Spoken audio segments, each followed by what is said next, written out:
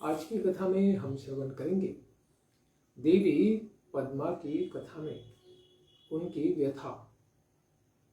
जब भगवान शिव जी ने देवी पद्मा को यह आशीर्वाद दिया कि जो भी व्यक्ति आपकी कामना से, भौतिक कामना से आपके ऊपर दृष्टिपात करेगा, वह तत्क्षण स्त्री रूपी स्वभाव और स्त्री रूपी रूप को प्राप्त कर जाएगा। इस प्रकार का आशीर्वाद प्राप्त करने के पश्चात देवी पद्मा अपने सिमल देश में अपने राज परिवार में वापस लौट जाती है। उसके पश्चात क्या हुआ? सुखदेव गोस्वामी जी कहते हैं कि जब बहुत समय व्यतीत हो गया और राजा बृहद्रथ ने देखा कि उसकी पुत्री अब यौवन अवस्था के सारे लक्षणों से युक्त है, तो पाप की चिंता से कि मेरी पुत्री अभी विवाह योग्य हो गई है, लेकिन फिर भी मैंने उसके कल्याण के लिए, उसके विवाह के लिए कोई विचार नहीं किया, इसके ऊपर उन्होंने चिंता जताई। तब फिर राजा ने अपनी रानी कौमुदी जी के प्रति इस प्रकार से कहा कि हे सुभगे, तुम मुझे परामर्श दो कि अपनी प्रिय पुत्री के विवाहार्थ किस शील गुण संपन्न एवं श्रेष्ठ कुल में उत्पन्न राजा को आमंत्रित किया जाए, जिस प्रकार से हमारे परिवार का भी कल्याण हो और पद्मा को भी अच्छे पति की प्राप्ति हो। तो यहाँ पर वैदिक सभ्यता का प्रमाण मिलता है कि घर में जो दंपति है, गृहस्थी है, वे अपनी पत्नी का परामर्श लेकर ही खास करके परिवार के विशेष कल्याण के लिए उनका विचार भी क्या करते थे, उसको भी सम्मान करते थे। इस प्रकार से यहाँ पर राजा ने अपनी पत्नी कौमुदी से इस प्रकार से पूछा। तो ये सब सुनकर रानी कौमुदी ने राजा को भगवान शिव जी के वचन स्मरण कराए कि इस पद्मा के पति तो भगवान श्री हरि ही होने वाले हैं और इसमें कोई भी संशय नहीं है। इस प्रकार अपनी रानी के वचन को सुनकर राजा बृहद्रथ ने रानी से पूछा कि हे प्रिय, यह तो बताओ कि भगवान विष्णु कितने समय में इसका पानी ग्रहण कर देंगे, यानी भगवान कब प्रकट होंगे और पद्मा को स्वीकार करेंगे। इसीलिए वे कहते हैं कि अभी तो हमारा ऐसा भाग्योदय नहीं हुआ जान पड़ता कि जिसके प्रभाव से वेदवती के ही समान मैं भी स्वयंवर में भगवान श्री हरि को अपने जामाता के रूप में प्राप्त कर सकूं। जिस प्रकार पूर्व में वेदवती ने भगवान को पाया, उसी प्रकार से पद्मा भी भगवान को कब प्राप्त करे, उसका समय आया हुआ हमें नहीं लगता। इसीलिए वे कहते हैं कि देवताओं और दैत्यों के द्वारा मंथन किए जाते समय समुद्र से उत्पन्न हुई पद्मासना पद्मा यानी लक्ष्मी जी के समान ही मेरी इस पद्मा को स्वयंवर में भगवान श्री हरि वरण कर लेंगे। ऐसा सोचते हुए राजा बृहद्रथ ने अपनी कन्या के स्वयंवर के ही निमित्त संसार के गुणवान, शीलवान, रूपवान, विज्ञ एवं महान ऐश्वर्य वाले युवावस्था से परिपूर्ण राजाओं को सम्मान सहित आमंत्रित किया। इस प्रकार उस सिंहल देश में पद्मा के स्वयंवर का उत्सव मनाया जाने लगा।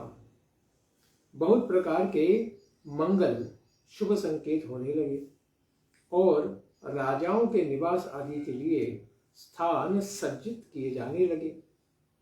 विवाह की इच्छा से स्वर्ण, मणि, रत्न आदि से विभूषित ऐसे राजागण देश विदेश से अपनी सेनाओं के सहित वहां पर आने लगे।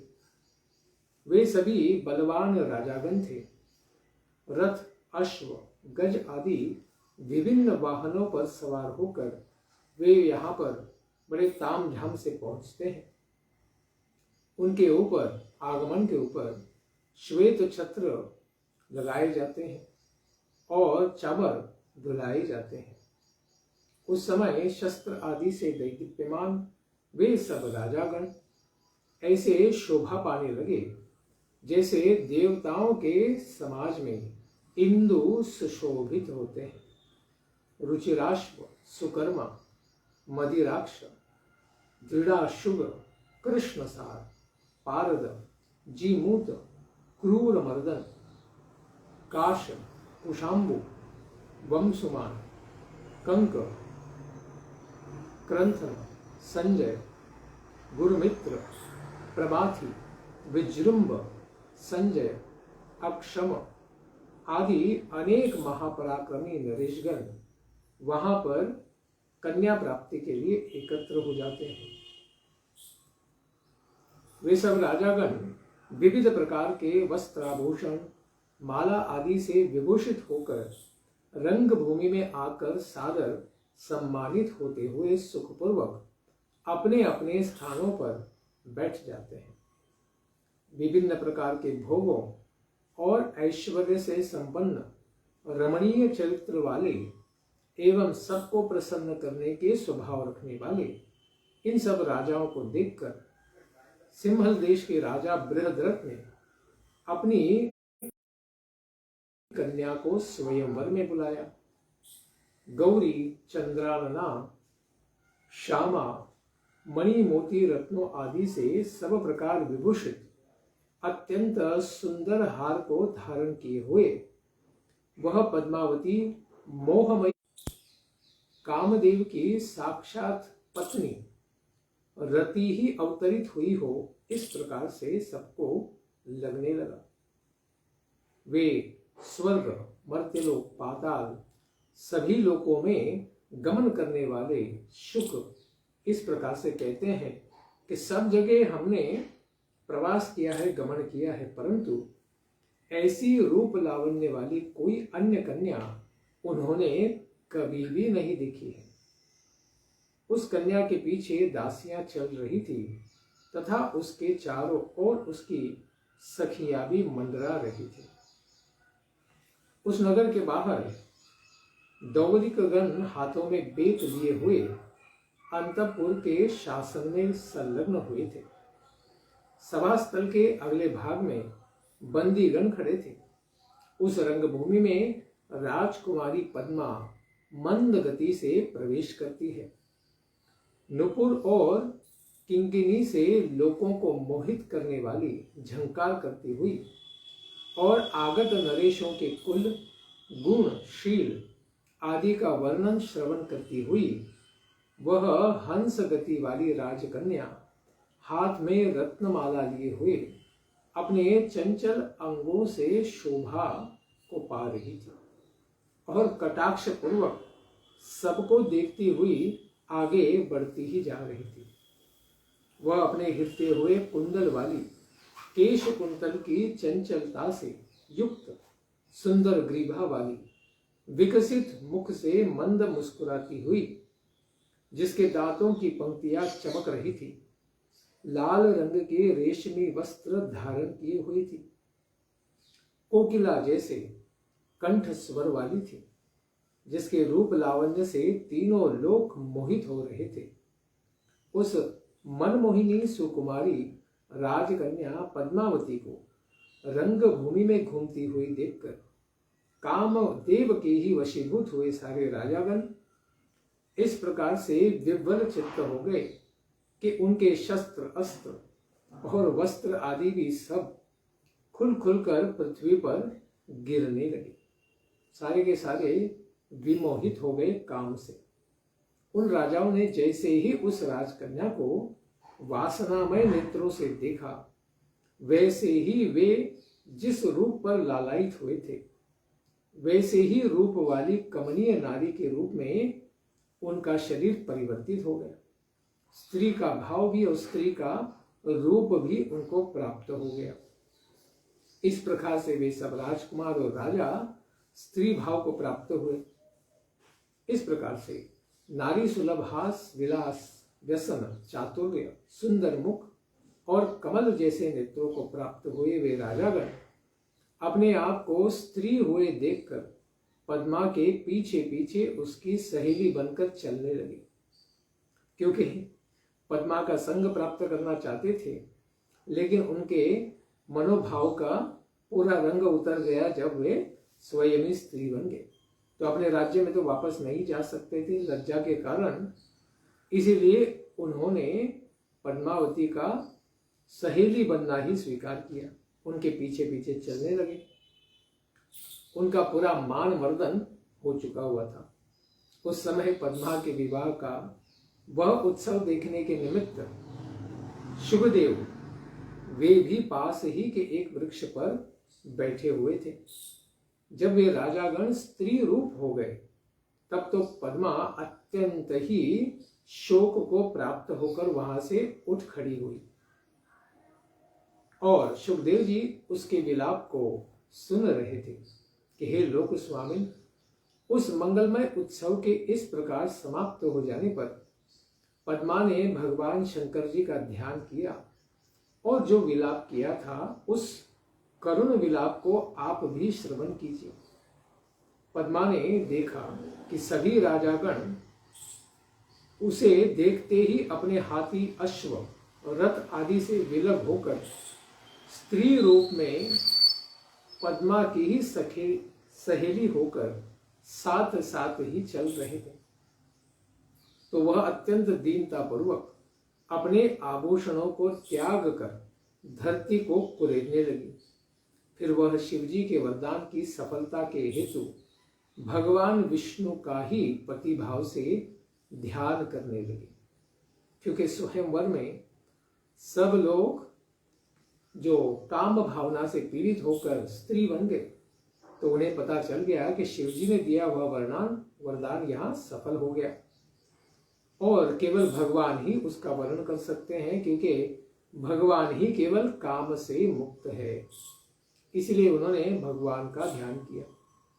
उसके पश्चात क्या हुआ, तो सुखदेव जी कहते हैं, विस्मित मुख वाली वह पद्मा अपनी नई सहेलियों के मध्य में स्थित हुई भगवान विष्णु को पति रूप में विचार करती हुई अपने निकट ही स्थित विमला नाम की एक सहेली से कहने लगी। पद्मा बोलती है, हे विमले, क्या ब्रह्मा ने मेरे भाग्य में यही लिख कर रखा है कि जो पुरुष मुझे देखे वह तुरंत स्त्री भाव को प्राप्त हो जाए? हे सखी, जैसे मरुभूमि में बोया गया बीज निष्फल हो जाता है, वैसे ही मुझ अभागिनी एवं पापिनी द्वारा भगवान शिवजी की गई उपासना व्यर्थ हो गई है। भगवान रमापति विष्णु संपूर्ण विश्व के अधीश्वर और प्रभु हैं, स्वामी हैं। मैं उन्हें ही पति रूप में प्राप्त करने की कामना करूं तो क्या वे मुझे स्वीकार करेंगे? यदि भगवान शंभु का वचन मिथ्या हो गया और भगवान विष्णु ने मेरी कामना ही नहीं की, तो मैं उन्हीं भगवान श्रीहरि का ध्यान करती हुई अपने देह को अग्नि कुंड में डालकर भस्म कर दूंगी। कहा तो मैं दीन मानुषी और कहा वे जनार्दन प्रभु। इन दोनों में विवाह की कल्पना करने से ही मैं तो यह समझती हूं कि विधाता मुझसे विमुख है। तभी तो शिवजी ने मुझे उसी प्रकार से वर देकर ठग लिया है। भगवान श्री हरि के द्वारा परित्यक्ता होकर मेरे अतिरिक्त कौन ऐसा व्यक्ति है जो जीवित भी रह पाएगा? सुंदर चरित्र वाली पद्मावती इस प्रकार से बड़ी विलाप कर रही थी। उसके शोकाकुल वचनों को सुनकर ही मैं कल्कि भगवान आपके निकट उपस्थित हुआ हूं। शुकदेव जी के इस प्रकार के वचन सुनकर अत्यंत विस्मित होकर कल्कि भगवान ने शुक को कहा कि हे शुक, मेरी प्रिया पद्मा को आश्वासन देने के निमित्त तुम पुनः उसी सिंहल देश को प्रस्थान करो। हे शुक, तुम हमारे संदेश वाहक होकर पद्मा को हमारे रूप गुण का वृत्तांत सुनाओ और फिर हे खग, तुम शीघ्र ही पुनः यहां वापस लौट आओ।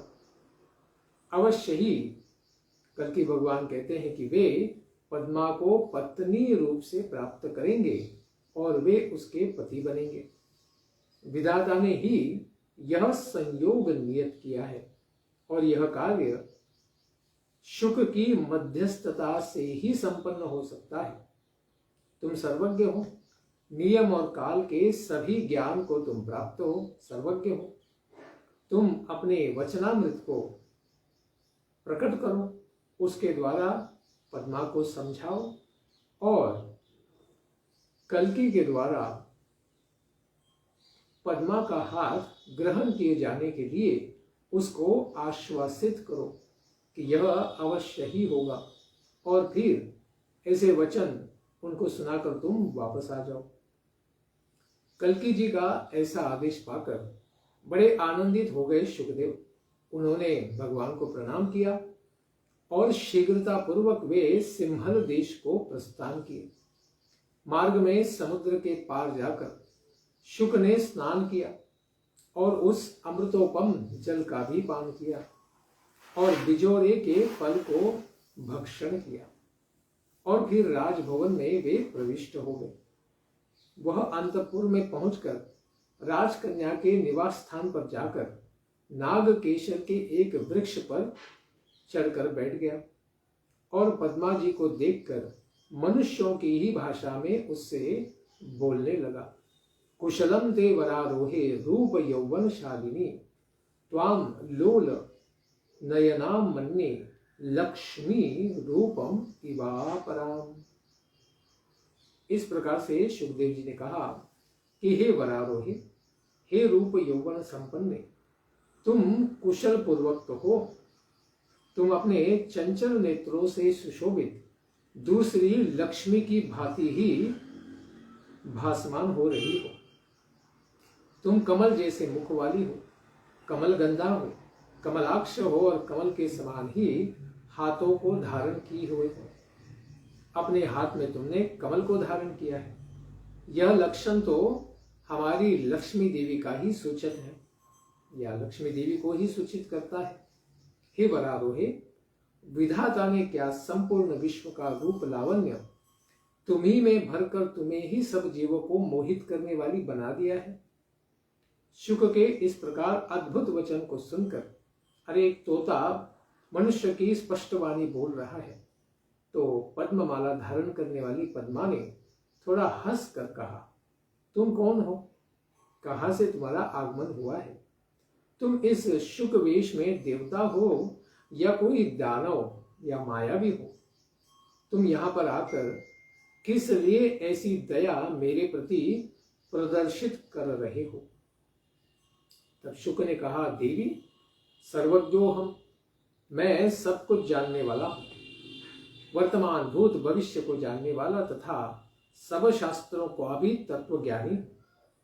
मैं स्वेच्छापूर्वक सर्वत्र गमन करने में समर्थ हूं, अंतरिक्ष भूमि पाताल तक जा सकता हूं। देवता गंधर्व और राजाओं की सभा में मेरा पूर्ण सम्मान होता है। मैं गगन मंडल में अपनी इच्छा के अनुसार विचरण करता रहता हूं। तुम भी हृदय में संतप्त तथा भोग सुख से परे एवं मनस्विनी के दर्शनार्थ ही मैं यहां पर आया हूं। तुमने हास्यालाप, सखियों का संग और आभरण को भी त्याग दिया है। तुमने उस स्थिति में अपने आप को क्या बना लिया है? शोक संतप्त बना लिया है। इसीलिए दीन हृदय हुआ मैं तुम्हारी कोकिल जैसी मधुर वाणी में तुम्हारे संतप्त रहने का कारण जानना चाहता हूं। तुम्हारे ओष्ठ और जिह्वा के अग्रभाग से निस्तृत अक्षर पंक्तियां जिसके कानों को सुनाई पड़ जाए, उसकी तपस्या का प्रभाव कहां तक कहा जा सकता है। तुम्हारे समक्ष सीरस के पुष्पों की कमनीयता भी क्या है तथा चंद्र कांति भी क्या वस्तु है।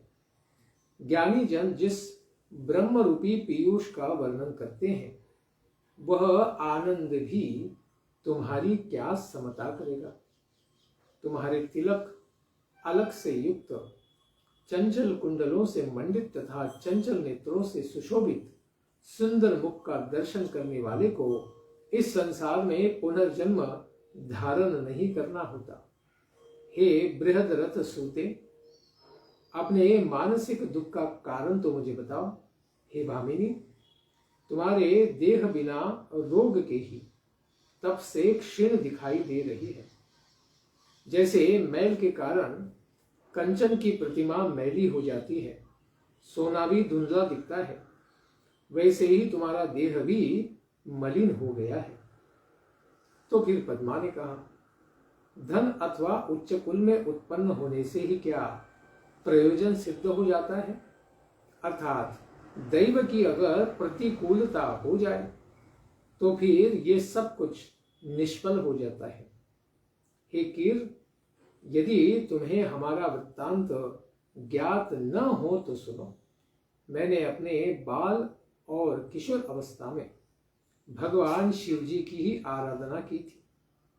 इस प्रकार मेरे द्वारा किए गए उनके पूजन से वे अत्यंत प्रसन्न हो गए और माता पार्वती जी के साथ वे स्वयं प्रकट होकर मुझसे इस प्रकार कहे थे कि हे पद्मे, मैं तुम्हारे व्रत से बड़ा प्रसन्न हूं, वर मांगो। फिर मुझे लज्जापूर्वक सिर झुकाते देखकर उन्होंने कहा कि तुम्हारे पति तो साक्षात भगवान श्रीहरि नारायण होंगे।